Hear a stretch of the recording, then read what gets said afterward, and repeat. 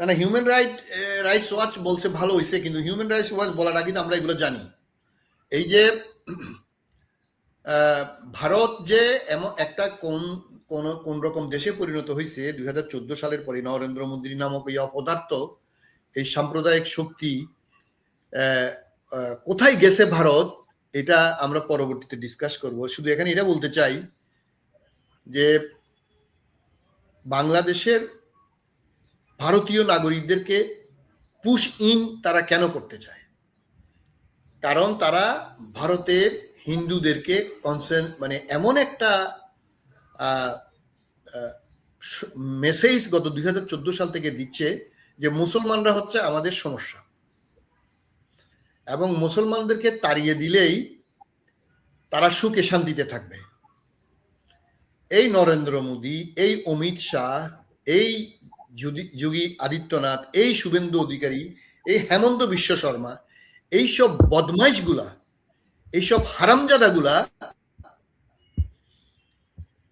শুধুমাত্র হিন্দুত্ববা এবং ভারতের রাজনীতিকে একটা সাম্প্রদায়িক শক্তির ভিতর ঢুকানোর মাধ্যমে এই দেশটাকে কোথায় নিছে। এরা যে সাম্প্রদায়িক, এখন এটা বললে তো, এই যে বর্ণাশ্রয়ী একটা সোসাইটি তাদের, যে সেটা বর্ণাশ্রয়ী সোসাইটিটা কি দেখেন, আপনি যদি নাম বলেন, সেটা হচ্ছে কি, নামের শেষেই বোঝা যাবে কি তার গোত্র কি। এইরকম একটা সোসাইটি যেখানে মানুষ বলে কাউকে গণ্য করে না, সেটা হচ্ছে ব্রাহ্মণ, কায়স্থ, শুভ্র, এই যে তাদের, তারপরে হচ্ছে আপনার দলিত, তারপরে হচ্ছে মানে আউটকাস্ট, মানে কাস্টের মধ্যেই নাই।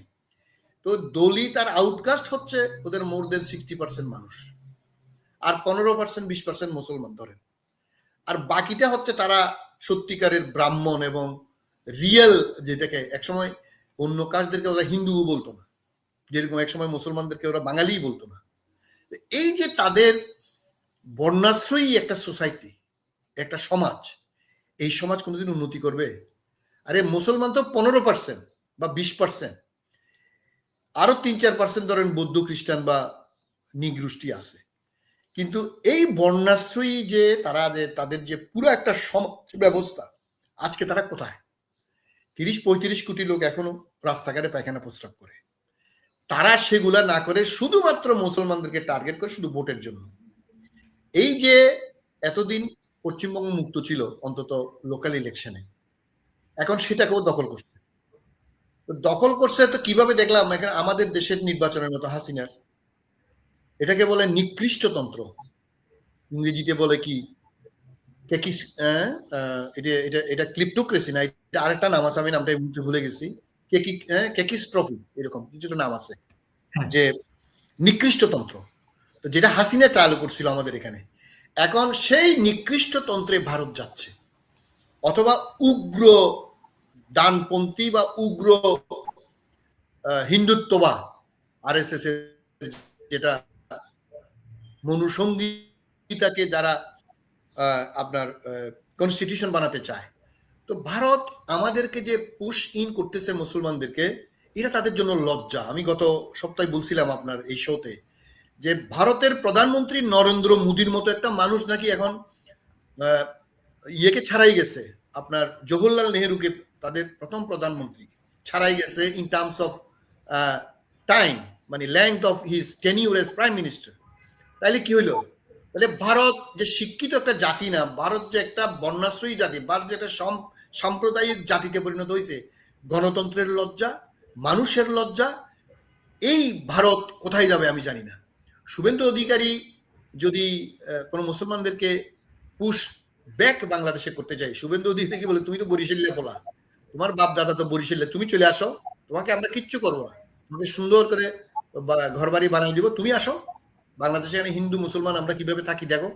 তোমাদের মতো নোংরা, তোমাদের জঘন্য কাজ আমরা করি না, তুমি চলে আসো, তুমি চলে এসে এখানে রাজনীতি করো, দরকার হলে দেখো আমরা তোমাদেরকে কিভাবে সম্মান করি।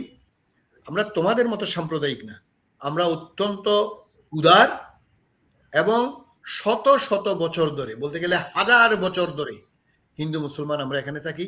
আমরা একটা হিন্দুকে যেমন হিন্দু মনে করি না, বাংলাদেশি মনে করি। মুসলমান, বৌদ্ধ, খ্রিস্টান, উপজাতি, নিগোষ্ঠী সব আমরা একসাথে থাকি। কোনো পুশব্যাক আমরা টলারেট করব না। আমাদের সরকার বলছে আন্তর্জাতিক আইন মেনে যদি সত্যিকারের কোনো বাংলাদেশ ওখানে থেকে থাকে, আমার দেশের মানুষকে আমি ফুলের মালা দিয়ে নিয়ে আসবো।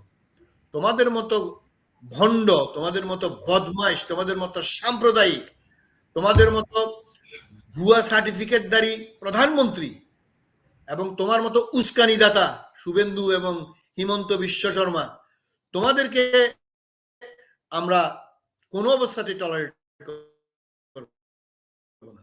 Be careful.